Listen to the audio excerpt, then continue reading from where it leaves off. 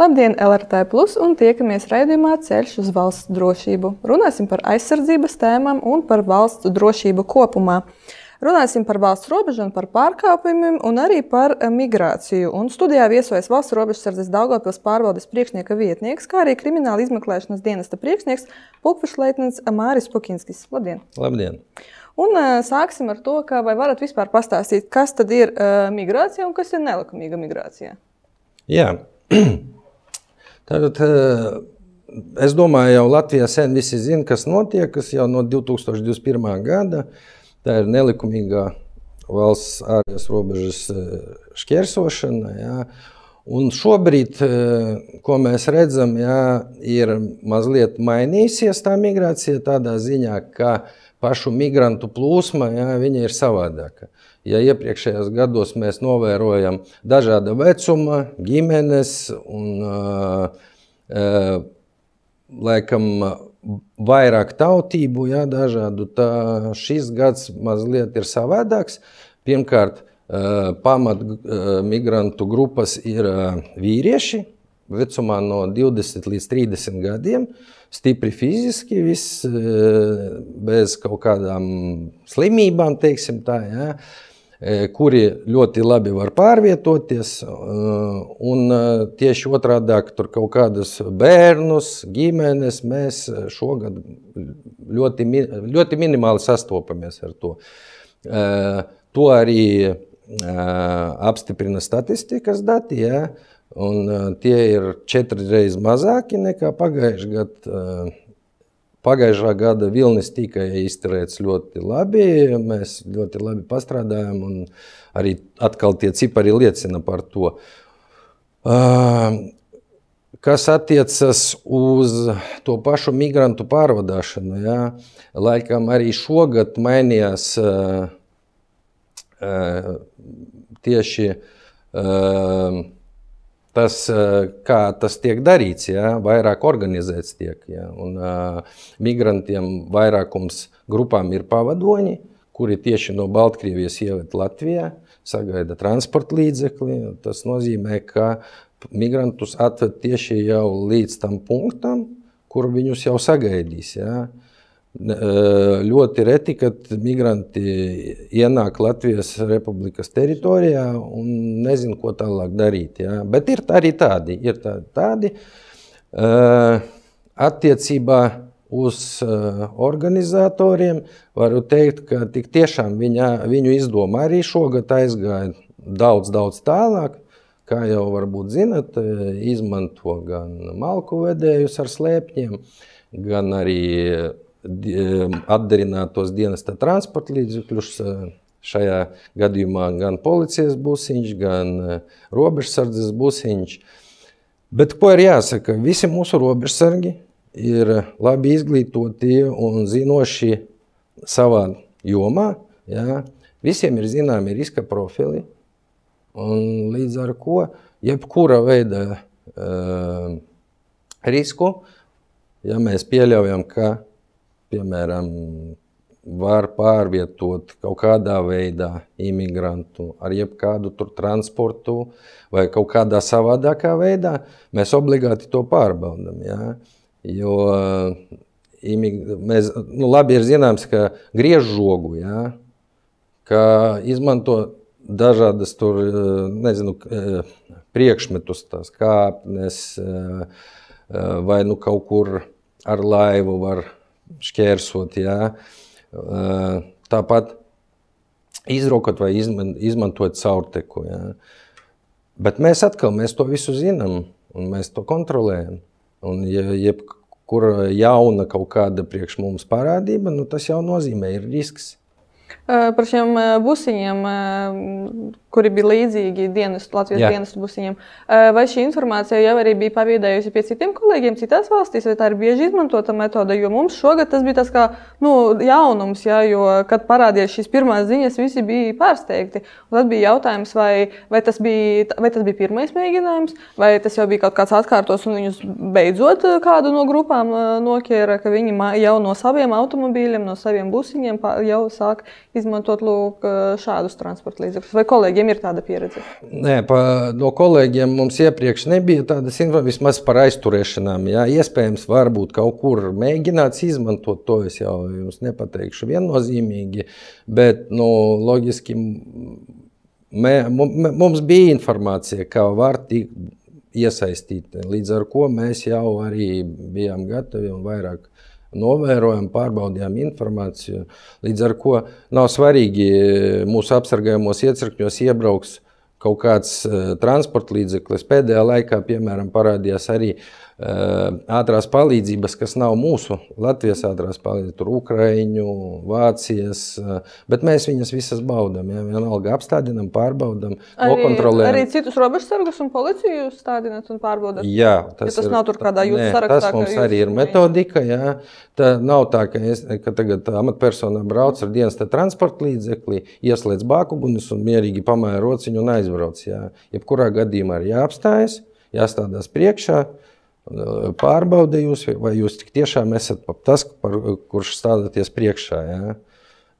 Neviens nebrauc neapstājoties. Ja tas tiek darīts, jebkurā gadījumā tas norīkojums vai patruļa, kura veic apstādināšanu, tad viņa pārbaudīs minēto informāciju, ja vajadzēs, tad panāks un attiecīgi pārbaudīs. Šie transporta līdzekļi ar malkas grēdām, tas izskatās pēc kaut kā inovatīva tieši Latgalē un tieši pierobežai tādām vietām, kur tā malka vajadzīga, tāda kaut kādas privātmājas, kur tā malka tiek izmantota. Tāpēc ir interesanti, kā jūs dalaties ar šādu informāciju ar citiem kolēģiem no citām valstīm, kur varbūt pat tik bieži nevar sastapt tādu automobīli ar sakrautu malku, kas Latgalē mums ir pavisam bieža parādība. Ar mūsu kolēģiem mums ir ļoti laba sadarbība un pat tieši tajā pašā dienā viņi saņem to informāciju, ka jau pie mums parādījās tas vai cits. Vai viņi brīnījās, ka... Jā, piemēram, Lietuvas kolēģi bija izbrīnā tieši par malkas vedējiem, varbūt par dienestā transporta līdzekļiem viņiem vairāk tā, vienkārši interese tāda vairāk bija, bet par malkas vedējiem, aizgāja tālāk. Tas tāpat, kad to pašu kontrabandu ved slēptā veidā caur robežu kontrolas punktu, pagrīdēs. Šeit no robežas ved mums imigrantus, tad arī slēptā veidā. Atgriezīsimies pie migranta profila, pie nelegālā migranta profila. Minējāt, ka tas ir vīrietis, 20 līdz 30 gadi, spēka gados, darbspējīgs un tā tālāk. Kā ir ar viņu finansiālo stāvokli un vai tie, kas nāk grupējumos, tie ir ar jaunāko telefonu modeli, vai arī tas ir kaut kāds mīts, kas internetā šobrīd tiek izplatīts, vai tie ir labi finansēti grupējumi, vai tomēr tie ir cilvēki, kas meklē labākus dzīves apstākļus? Nenoliedzami visi nelegāli imigranti, kuri tiek aizturēti jau ar pārvadātāju, vai kuri plānoja pārvietoties tālāk ar kaut kādu transporta līdzekli uz Vāciju vai Itāliju, nav svarīgi tagad uz kuru valsti. Visi viņi ir maksāt spējīgi, un tā nav maza nauda. Jo vairāk pateikšu, piemēram, attiecībā uz busiņiem. Viņi brauc cik vien var tuvāk robežai. Tas jau tikai ar tādā plānā, lai nelegāliem migrantiem nevajadzētu iet tālu ceļu. Un sakarā ar to viņiem vajadzēja arī vairāk maksāt par tādu iespēju ātri pazust prom no robežas. Tā kā tas nav baumas. Tas ir organizēta grupa un par katru ceļu posmu nelegāli imigranti maksā. Jo skatoties uz šiem video materiāliem, fotomateriāliem, kad mēs redzam, kad viņi tiek notverti, neviens neskauž par viņu apstākļiem šajos saspiestajos busiņos vai mašīnās bez gaisa un tām netīrām drēbēm, un gribas viņus žēlot, bet jāatgriežas pie realitātes un jāsaprot, ka viņi maksā šo milzīgo naudu, lai nokļūtu Eiropā. Bet Latvija nav viņu galamērķa. Nav, un kā rāda praksē, arī tie, kas tiek humāna apsvērumu dēļ aizturēti un vēlāk viņus pārvieto uz atklātā tipa uzturēšanās vietu, tas tie ir mucinieki, viņi vienalga pēc kaut kāda laika visi aizmūk prom. Jo tur tā lieta, ka Vācijai viņiem daudz labāk, tur pavisam savādāk attieksme pret to. Un pat ir tā, ka, ja šeit pieprasa patvērumu, un tad vienalga aizmūk uz to Vāciju, tā nav, ka uzreiz to personu pēc likumiem nodot mums atpakaļ, bet viņi vispirms to visu pārbauda, tad personai ļauj vienalga palikt kaut kādu laiku tur, un viņā vienalga. Sanāk, ka to laiku arī tur pazūd. Ja viņi grib palikt Vācijā, viņi mēģina slēpt faktu, ka viņi ir bijuši Latvijā. Jā, un tas arī viens no laikam faktiem par to, ka imigranti šķērso robežu un viņiem nav dokumenti līdzi.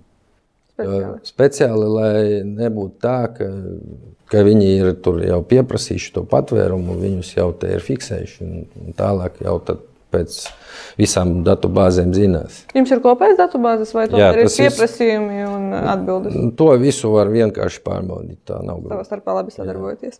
Tad vēl arī par vispār, kas notiek uz robežas un par migrantu plūsmu. Kāda tā ir šobrīd, vai ziemas laikā tā samazinās, vai ir viņa viļņveidiem, vai tomēr arī dabas mūsu apstākļi ierobežo migrantus? Teiksim tā, ka tā situācija ir mierīga no vienas puses. Jā, grupiņas parādās, bet tas nav nekas tāds, par ko mums ir jāpārdzīvo. Jā. Attiecīgi dabas apstākļi vienalga diktē savējo, jā. Un jo siltākas zemes, jo arī nelegālie imigranti mēģina tad citās valstīs vairāk šķērsot to robežu. Latvijā arī vairāk vasarā? Tieši, jā, pareizi, jo viņiem ir vieglāk uzturēties. Tad, jā. Bet tas nav tā, ka viņu vispār nav. Jebkurā gadījumā viņi turpina darboties, jā. Un arī šodien bija atturēti, jā. Tā kā viņa turpinās tā migrācija. Raidījuma noslēgumā migrantu krīze ir visā Eiropā. Katrā no valstīm ir savi piemēri, kuri cīnās, kuri kā palīdz, veido centrus, uztur, strādā ar dokumentiem un tā tālāk. Kas vēl Latvijai, Latgalei varbūt būtu jāmācās, vai kuri ir tie piemēri, no kuriem gribētos mācīties un pieredzes apmaiņa, kuras ir tās robežsardes, kurās varbūt valstīs, vai vispār kaut kādai kopējie pieņemtie darbības veidi, kurus gribētos ieviest Latvijā un Latgalē? Es neteiktu, ka mums jāmācās ir vienmēr. Jā? Un, kā es teicu, labāko praksi mēs vienalga pārņemam no visiem. Jā? Bet, kā es jau minēju, mūsu robežsargi ir izglītoti, mums ir labs kinoloģijas dienests, mums ir laba tehnika, un arī mēs gaidām, kad robeža būs pilnībā pabeigta. Kā jau mūsu priekšnieks minēja un teica, ka 2006. gada mūsu infrastruktūra būs pilnīgi tad pabeigta. 2026. Gada beigās, jā. Vismaz ir tā ieplānots un cerams arī viss tā notiks, jā. Līdz ar ko no metodikas puses mums viss ir labi. Vienīgais, ka gaidām tos visus inovācijas, jā. Tas ir tehniskie visi tie resursi, kad robeža būs pilnīgi visā garumā pārredzama, dzirdama, līdz ar ko tas tikai atvieglos, bet pats galvenais tomēr paliek cilvēku resursi. Jā? Tas ir noteicošais. Neviens viņus nevarēs. Jums teikšu milzīgu paldies par šīs dienas raidījumu, vēlēšu veiksmi gan visās jomās, kas saistītas ar robežu, gan vispār, kas saistīts ar valsts drošību, jo cilvēki paļaujās uz visiem dienestiem, kas Latvijā rūpējas par valsts drošību. Jā, liels paldies. Jums, dārgie skatītāji, teikšu ar labvakaru un tiekamies jau nākamu piekdienu, kad apspriedīsim citas tēmas, kas saistītas ar aizsardzību un drošību. Visu labu!